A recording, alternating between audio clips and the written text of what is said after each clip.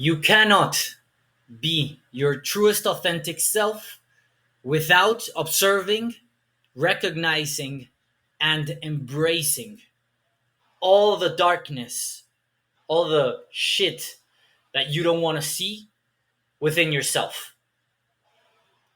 Authenticity, which is probably one of the highest callings we have, requires range. For you to experience grace, for you to experience bliss, for you to experience pure love, joy, gratitude, full pleasure, you have to embrace and experience all the range. So you have to go through fear, sadness, grief, guilt, envy, shame, pain, for you to experience your whole self, for you to actually look into a mirror and observe your truest potential, which then can be manifested into your life, into the design of your full life. You have to experience the range. If not, everything else is either a failed attempt at that design, that life by design, that authentic, beautiful life you want to have, filled with adventure, filled with bliss, filled with pleasure, filled with joy, filled with purpose, or it's just a facade. You might seem to be experiencing some sort of that beautiful life you want. You may have, the belongings, the house, the car, the lifestyle, the relationships, the body. But within, if you've not allowed yourself to experience the whole range, your whole shadow, all that shadow work that is now like everyone speaks about shadow work, if you have not allowed yourself to experience the whole range of you, if you have any of these things, they're just a facade. They're just a mirror. They're just a way of blocking your truest highest potential. You know, you can disguise yourself in the narrative and the good story of success. You can disguise yourself in the narrative of a victimhood. You can disguise yourself in the narrative of I have all these things, so like conformity. You can disguise yourself. You can put on the mask for others and also for yourself. You can trick yourself into believing that story and that narrative is what you actually want, because it might seem like external success. People might speak highly of you. You might actually be grateful and you might actually have achieved many of the things you want.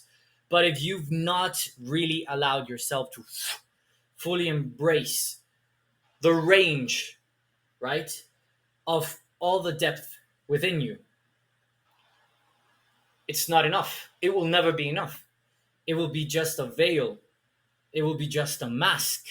And once in a while, when you're not distracted with too much work or too much apparent purpose or too much pleasure or indulgence in whatever, when you're sitting alone by yourself, and if you don't do that, in those tiny fragments of your day in which you have a bit of time for yourself, when you're walking from your front door to your car, when you are taking a shit, when you are, about to go fall asleep, or just waking up, or in line waiting for, I don't know, the ATM.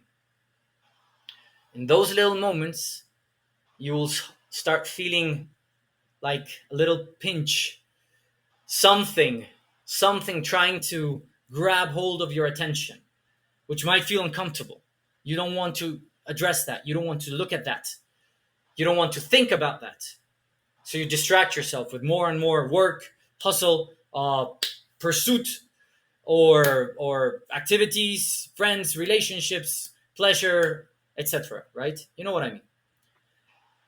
And you will distract yourself because what that is addressing in your unconscious, it's yourself trying to get a hold of yourself. It's some deep part of you, of your unconscious, trying to get a hold of your conscious self to tell you hey, we have not addressed the whole range.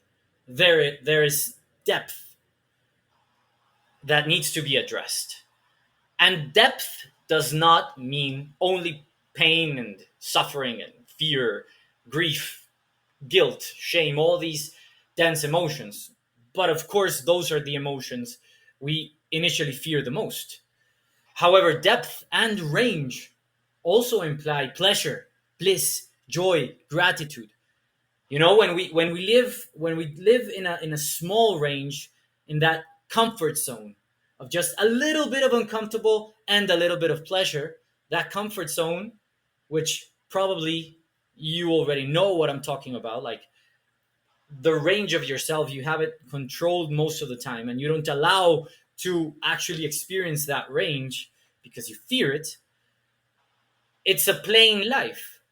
But the thing is, what's there to be addressed, all that shadow, is not only the shadow of darkness. Of course, it's obvious if I were to tell you that you need to face your fears and you need to address your guilt and you need to check on your pains and your traumas. Of course, that feels uncomfortable. However, if I were to tell you, you also need to address your pleasure, address your grace, address your gratitude, address your bliss and your joy, because you're not fully experiencing it as well.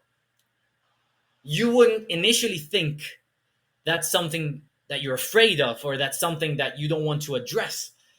However, we are as scared of the density and darkness within us as we are afraid of the power and the capacity to experience pleasure and joy, you know, within ourselves.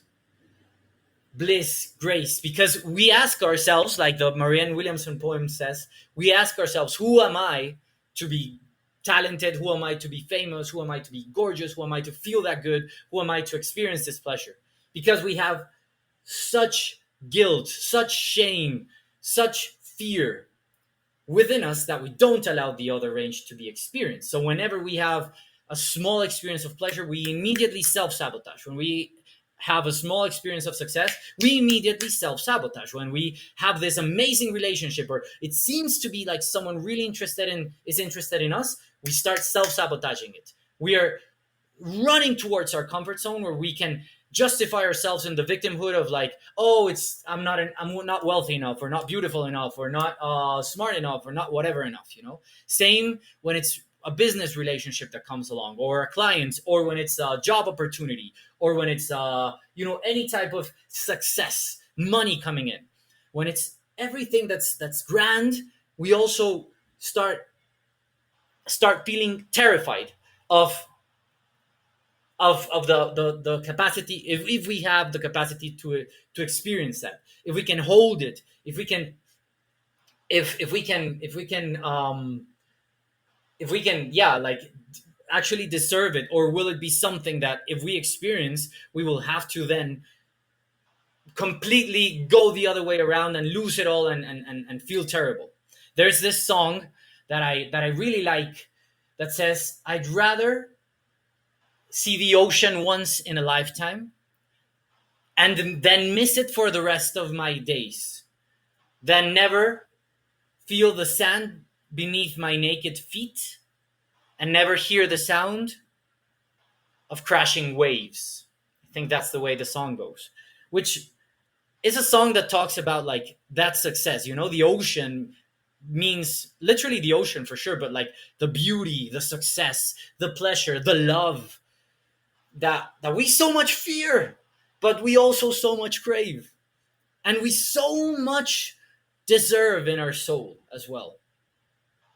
But it addresses, and the song speaks about that part of us, and the attitude that some of us take, and that those decisions that some people have decided and will never change, to not allow themselves to go there, to go to the ocean, you know, to go to bliss, to go to pleasure, to go to success, to go to wealth, to go to fame, to go to expansion, to go to grace, because of fear of then missing it for the rest of the days, you know, having that 15 minutes of fame and then losing it. However, However, a true authentic life, which is our true deepest calling, as sons of this century, as sons of all our privilege, as sons and daughters, of course, of all our opportunities, we are called towards authenticity. That's our highest calling, or one of our highest callings. Maybe pure compassion and love, Christ consciousness might be like our highest calling, probably. But like as a human being, as people who've inherited so many opportunities, it is our calling to go towards the most beautiful, authentic, adventurous, blissful, loving life we can, using all of our resources, using everything we can, our time, our money, our energy, our intellect, our creativity, to design the most beautiful, authentic life in tune with our hearts, in tune with our highest calling, and leave the age of fear that is blocking us from our range, from our range, right? That is blocking us from our range. That's the message of today. I'm new to this channel. If you get to see this content, I'm probably one of the first few people. So I would appreciate if you leave a comment just saying something you appreciate about this video, maybe any questions. Give a like, give a subscription, give a subscribe, or subscribe to the channel. And thank you. Thank you for being here. Much love. See you real soon.